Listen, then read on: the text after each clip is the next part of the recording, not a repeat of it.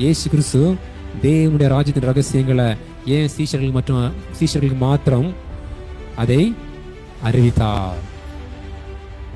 என்ன காரணம்? ஏனென்றால் சீஷர்கள் மாத்திரம்தான் இயேசு கிறிஸ்துவின் இடத்துல வந்து இந்த ஊமையின் கருத்து என்னவென்று கேட்டார்கள். ஆமே, எல்லாரும் என்ன பண்ணாங்க?